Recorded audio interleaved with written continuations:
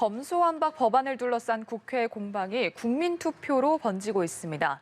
윤석열 대통령 당선인 측에서 제시한 검수완박에 대해서 국민 의견을 묻자는 것이 과연 가능할 수 있을지 학계와 여야, 선관위까지 의견이 엇갈리고 있는데요. 관련 내용과 함께 오늘의 정치권 주요 이슈들 짚어보겠습니다. 임승호 전 국민의힘 대변인, 남영희 전 민주당 선대위 대변인 나오셨습니다. 어서 오십시오. 네, 안녕하십니까. 자, 장제원 당선인 비서실장이 꺼낸 검수완박법 국민투표 카드. 지금 현실화될지는 미지수입니다. 일단 당장 중앙선관위가 불가능하다고 선을 그은 상태인데 지금 국민의힘에선 이준석 대표가 하게 되면 전폭 지원을 하겠다 이런 입장을 밝혔거든요. 지금 국민의힘 당에서는 좀 긍정적으로 보고 있는 분위기입니까?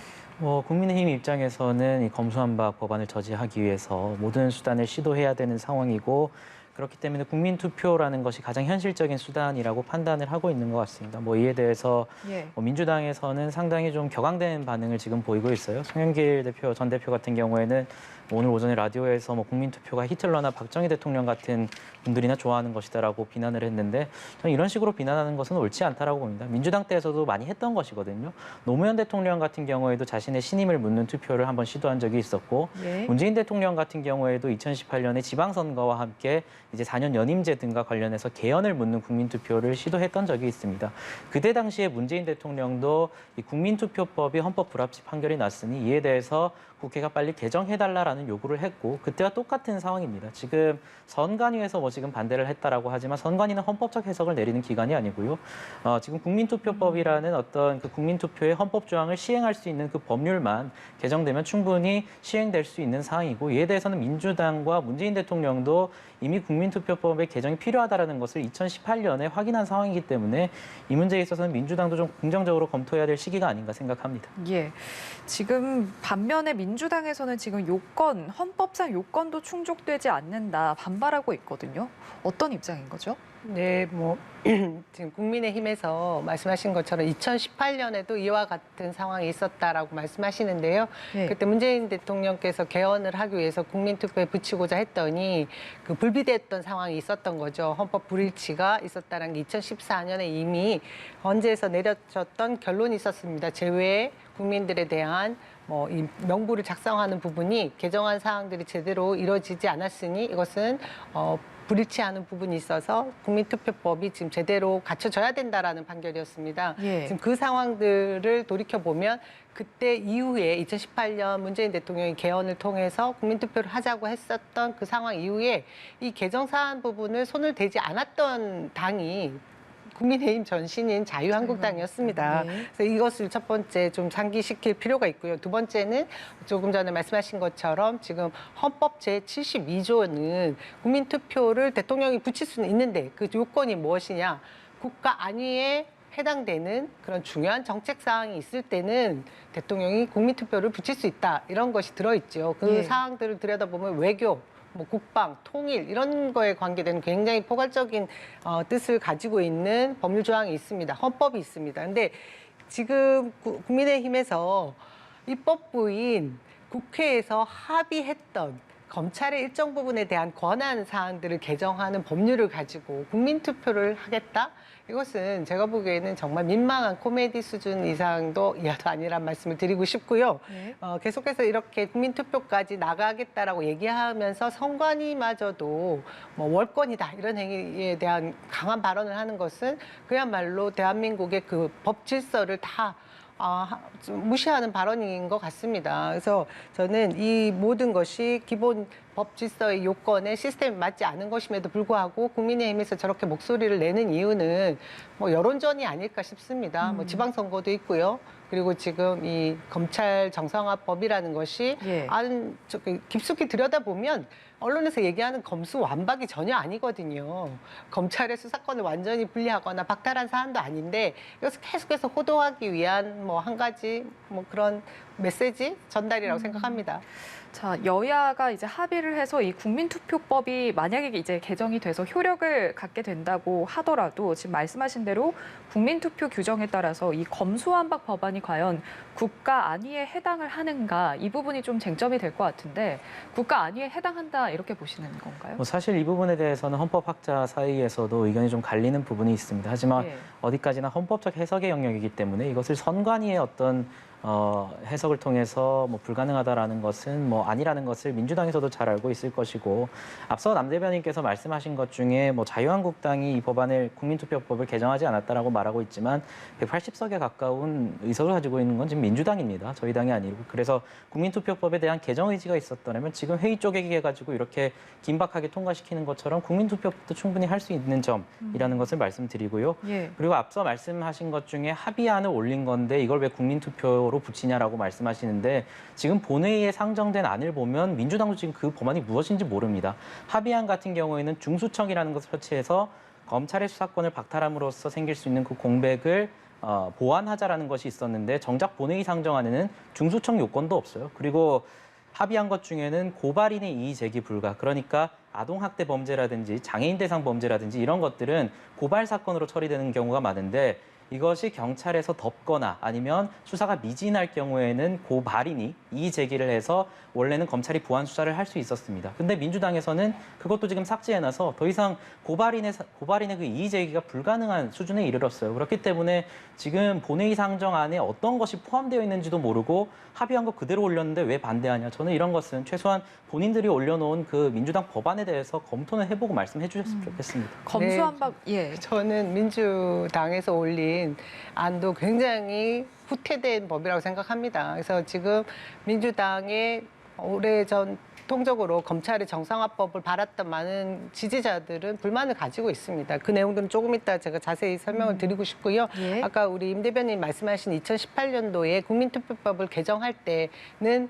민주당이 다수 의석이 아니었음을 정정할 수밖에 없고요. 예. 지금 이제라도 국민투표법에 대한 이 헌법 불일치 사안들을 다시 고치자 하면 정상적으로 국회에서 논의를 하면 될 거라고 생각합니다.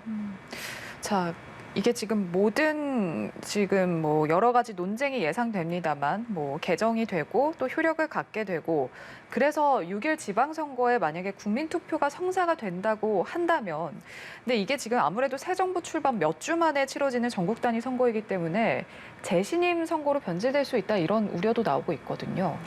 뭐 정치적인 타격을 충분히 감수해야 될 사안인 것은 분명합니다. 국민투표법이 개정이 되어서 예. 진행되었는데 만약에 검수완박에 동의한다라는 여론이 높을 경우에는 갓 출범한 윤석열 정부에 굉장히 큰 타격이 될 수 있고 앞으로 예. 있는 모든 국정에 차질을 빚을 우려가 있는 것도 분명히 인지를 하고 있을 겁니다. 그래서 지금 이 시기에 당선인과 인수위에서 이것을 추진하는 것이 매우 불리하고 매우 정책 리스크를 져야 함에도 불구하고 이것을 추진한다는 것은 예. 그만큼 이 검수완박을 저지해달라는 국민들의 목소리가 높은 것이라고 저는 생각합니다. 만약에 이것에 대해서 어떤 민주당이 주장하는 대로 검찰을 보호하기 위해서 검찰이 기득권을 내려놓기 싫어서 국민의힘이 이런 주장을 하는 것이라면 예. 오히려 이런 국민투표는 시도하지 않았겠죠. 적당히 저지하는 척만 하면서 통과시켰으면 될 겁니다. 하지만 이 법안 같은 경우에는 방금 말씀드렸던 어떤 고발인의 이의 제기가 불가능한 이런 부분들 같은 경우에는 사실 직접적으로 피해자들이 바로 발생하는 것이거든요. 고발인이 이의 제기하지 못함으로써 그 범죄의 피해자들은 결국에는 그 피해 진실을 규명하지 못하는 이런 사안이 있기 때문에 이것은 저는 보수와 진보의 정치적 영역도 아니라고 보고요. 예. 피해자들의 인권에 관한 문제이기 때문에 이러한 정치적 리스크를 지고서라도 이러한 시도를 하는 것이라고 생각합니다. 예. 자, 그런가 하면 지금 국민의힘 권성동 원내대표가 문재인 대통령에게 면담을 요청했습니다. 아무래도 거부권을 행사해달라 이렇게 요청할 것으로 보이는데 자, 문재인 대통령이 검수완박과 관련해서 명확한 입장을 밝힐 거라고 보시는지요? 이미 밝히셨죠. 그 국회의장의 중재안에 대해서 환영의 말씀을 하셨고요. 예. 국회에서 논의된 것에 대해서 존중하겠다라는 입장을 밝히셨기 때문에 지금 그 합의안에 잉크도 바르기 전에 뒤집은 권성동 원내대표를 만나실 이유는 딱히 없을 것 같습니다. 예. 지금은 국회의 시간이고요. 국회의 시간을 존중하고 그 결과가 나오면 대통령의 그 이전에 말씀하신 그 결과대로 그리고 이것은 검찰의 검수완박 절대 아닙니다. 이 법안에 대한 내용을 다시 한번 설명을 드리겠지만 검찰의 그 정상화 과정에 있어서 검찰개혁법을 문재인 정부 들어와서 공약사항으로 5개년 계획을 세워서 계속해서 차근차근 추진해 오던 과정 중에 일환이고요. 지금 이제 그 마무리 지점에 대통령 퇴임 전에 제가를 해야 될 부분이 있기 때문에 지금 이제 국회에서 요청하게 되는 사안이고 국무회의에서 그것을 제가를 하게 되면 공표를 하게 되는 것입니다. 근데 갑자기 권성동 원내대표가 본인이 합의한 뒤집은 것에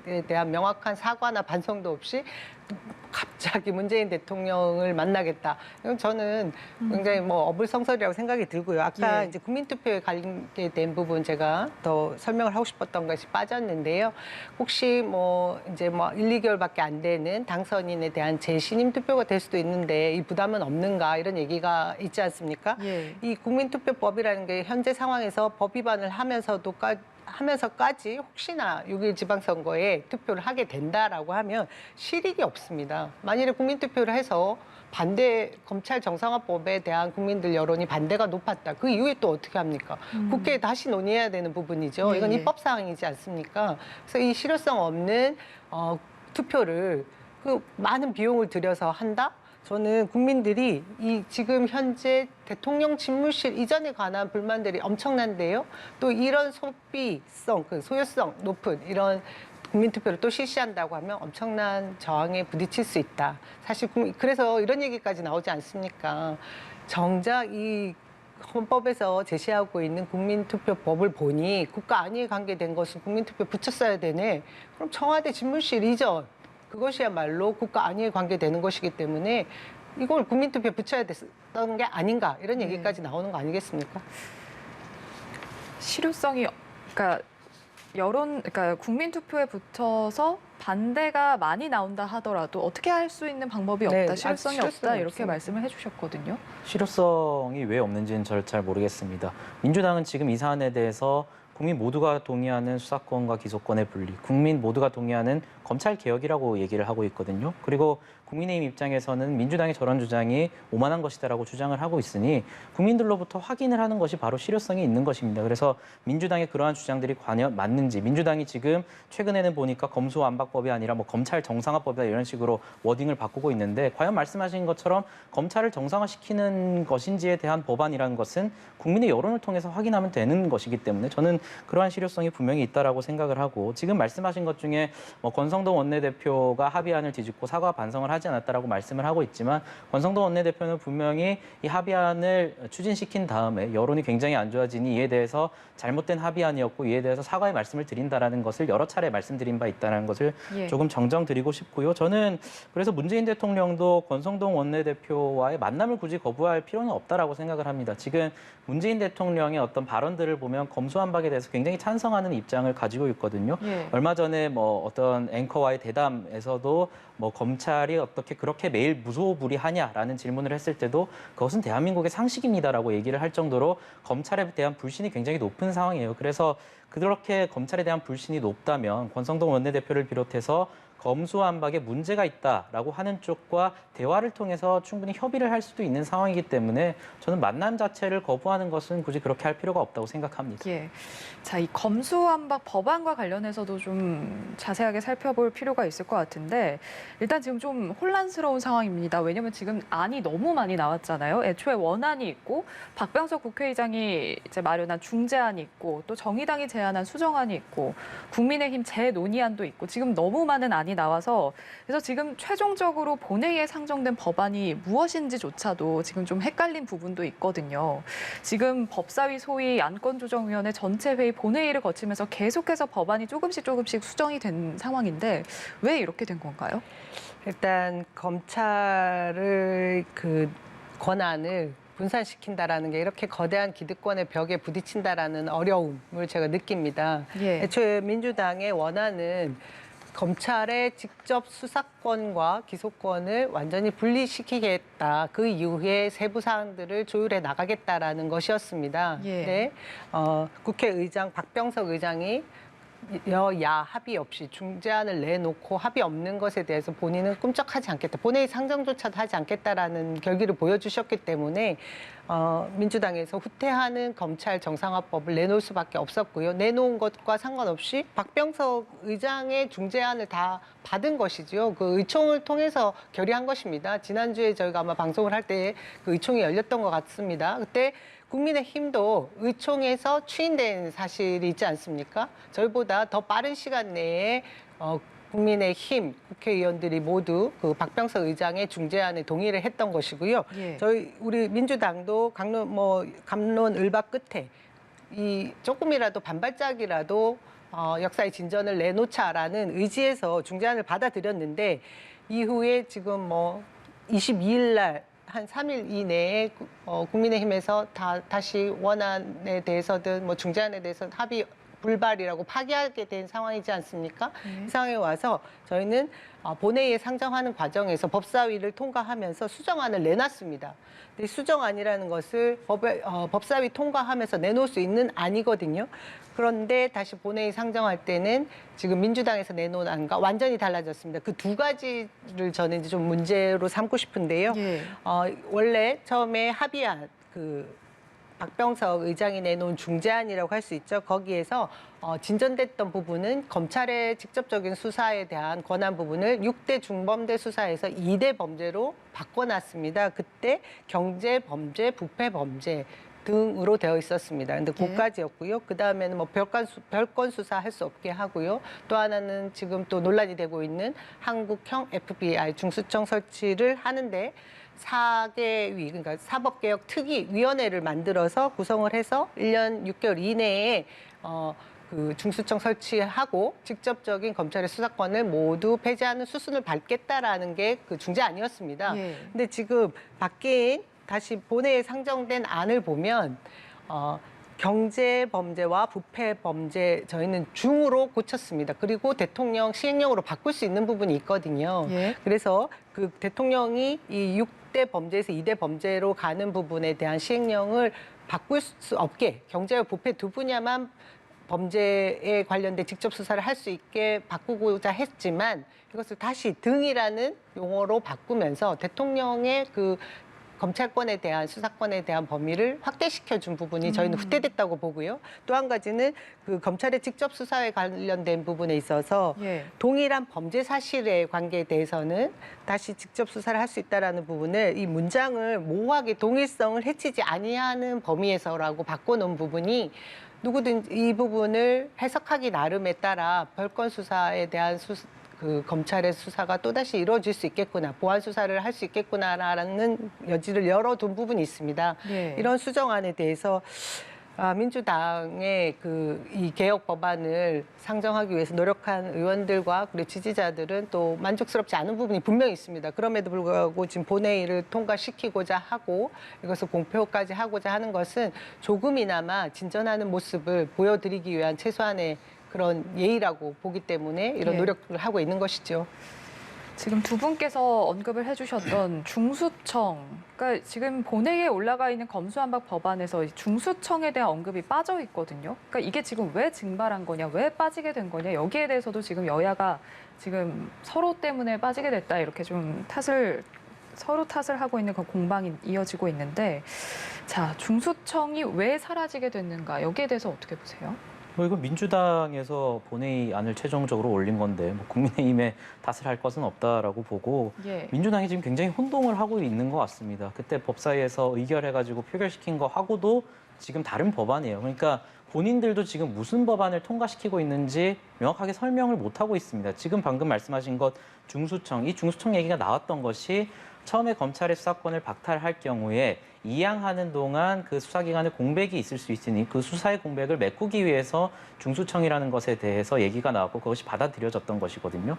그렇다면 근데 지금 본회의에서 지금 민주당이 통과시키겠다라는 것은 그 중수청이 없어진 상태입니다. 그렇다면 다시 예전으로 돌아가게 되는 겁니다. 그렇다면 검찰로부터 경찰에까지 그 수사의 권한을 이양시킬 때 그로부터 오는 수사의 공백을 어디서 대안을 찾을 것인지에 대해서 중수청이라는 답을 내놨다가 아무런 설명 없이 그냥 그걸 삭제시켜 버렸거든요. 그리고 앞서 제가 계속해서 반복해서 말씀드린 그 고발인의 이의제기 권한도 왜 이것을 삭제시켰는지 알 수가 없어요. 분명히 안건 조정이나 소위에서 이것을 넣었다가 전체회의에서 이걸 삭제하고 다시 또 이것을 만들어 가지고 계속 이런 식으로 반복을 하고 있는 거거든요. 그래서 이거 같은 경우에는 뭐 민주당 입장에서는 뭐 후퇴했다라고 얘기를 하고 있지만 이건 피해자의 인권과 관련된 문제입니다. 뭐 검찰 개혁의 후퇴, 전진이라고 얘기할 문제가 아니고 중수청은 왜 본회의 상정안에서 삭제를 시켰는지, 고발인 이의제기 권한은 왜 본회의 상정안에서 삭제가 되었는지 이런 부분에 대해서 저는 이해를 할 수가 없습니다. 이것이 누구한테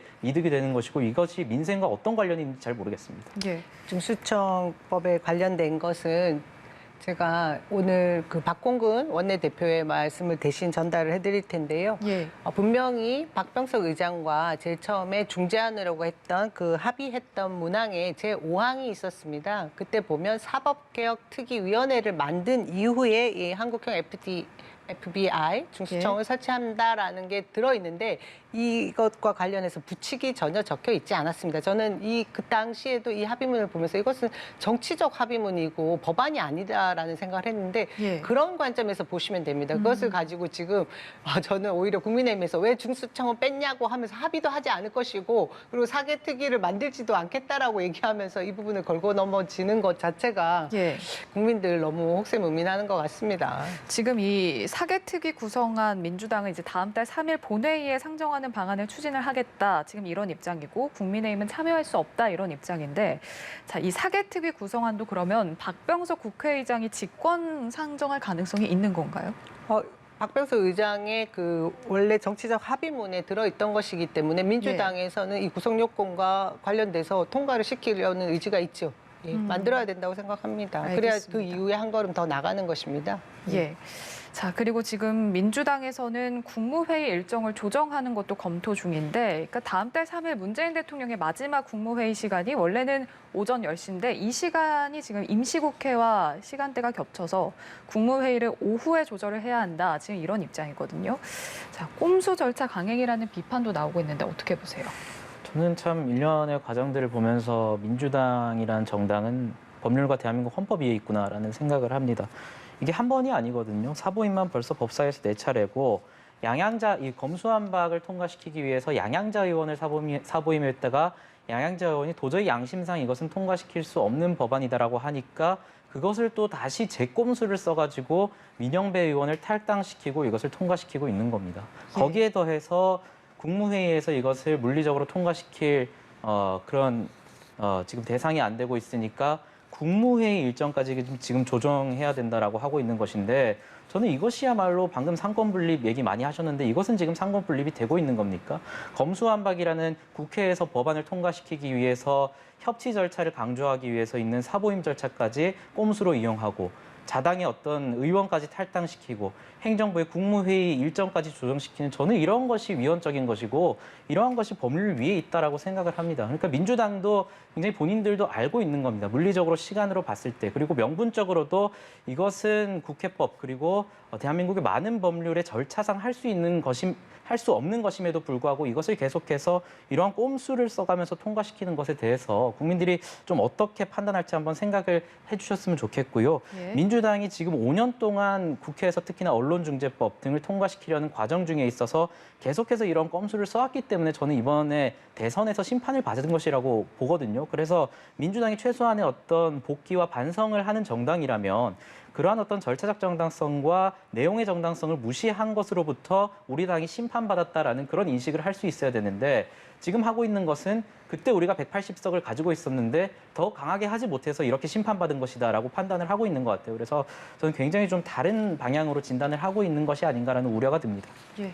어떻게 보세요? 예, 꼼수 절차, 꼼수, 그 비판에 대해서 자유로울 수는 없다고 생각합니다. 민망한 구석이 분명히 있습니다. 그럼에도 불구하고 그 절차라는 것이 꽉 정해져 있는 법만이 아닌 것이 전 정치 부분이라고 생각을 하거든요. 저희가 이렇게까지 절박하게 검찰 정상화법을 계속해서 주장하는 이유 중에 뭐 말씀하신 것처럼 왜 180석 줬는데 뭐 했느냐?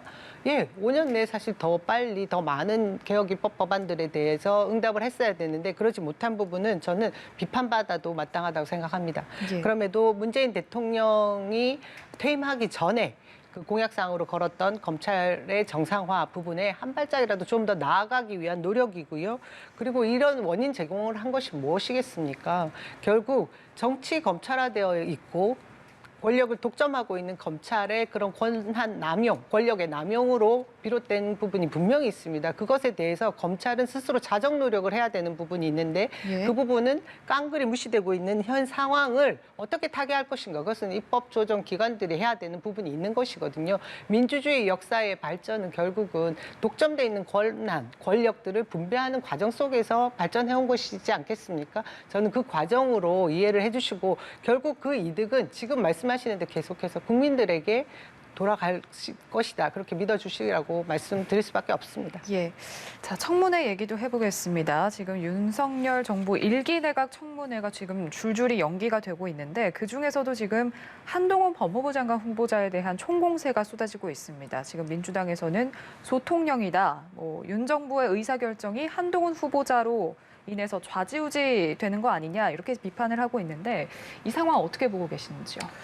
그러니까 한동훈 후보자에 대해서 민주당이 굉장히 좀 폭격이라고 표현할 만큼 굉장히 강한 공세를 표현하고 있는데 그 워딩이나 발언들을 보면 그래서 한동훈 후보자가 무엇이 문제냐에 대해서는 명확하지 않은 것 같습니다. 저는 청문회 과정에서 한동훈 후보자가 검찰로 오래 있었으니 수사 능력에서는 뛰어날 수 있지만 법무부 장관으로서의 법무 행정의 영역에서 어떤 능력이 있는가라는 민주당의 비판이었다면 그에 대해서는 할 수 있는 비판이고 또 대답할 의무가 있다고 봅니다. 근데 지금 예. 말하고 있는 것을 보면 무슨 소통령 이런 새로운 용어들을 창조해내고 있고 뭐 민주당 모 의원의 경우에는 뭐 패셔너블하고 당당해서 불편하다 이런 말씀을 하고 계세요.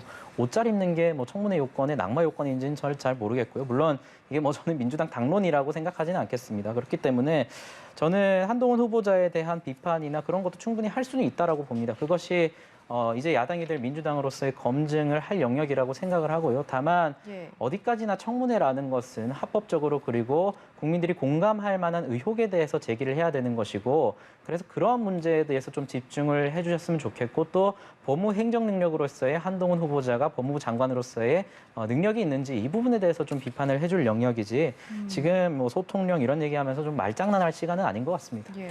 네, 일각에서는 이런 공세들이 한 후보자의 체급만 키워주는 거 아니냐. 네, 지금 이런 지적도 나오고 있거든요.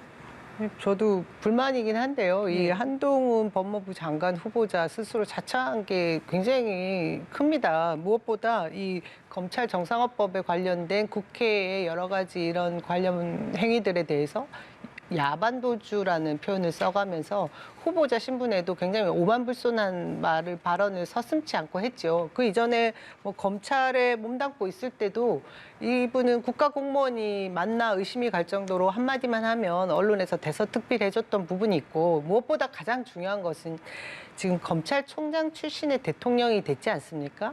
근데 그분의 가장 가까운 측근이라고 할 수 있는 그런 검찰 출신의 한동훈 후보자를 법무부 장관에 내세운 것입니다. 그러면서 법무부 장관의 정치인을 두지 않겠다라고 하면서 지금 세 가지 역할을 동시에 다 수행할 것 같거든요. 민정수석 폐지했습니다. 그리고 검찰의 그 입김도 이분이 다 통과를 할 것 같고요. 그리고 법무부, 검찰까지 통과하는 법무부를 다 관장하는 이런 위치에 막강한 권력을 쥐어주는 그런 측근을 옆에다 뒀으니 뭐 이것에 대해서 반대를 하는 부분은 저희는 뭐 당연하다고 보고요.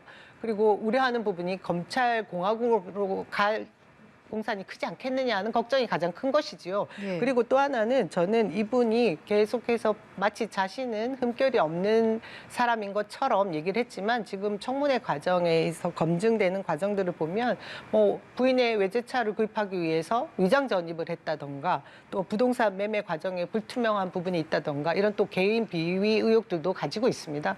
이런 부분을 뭐 저희가 계속 탓을 하는 것이지요. 예.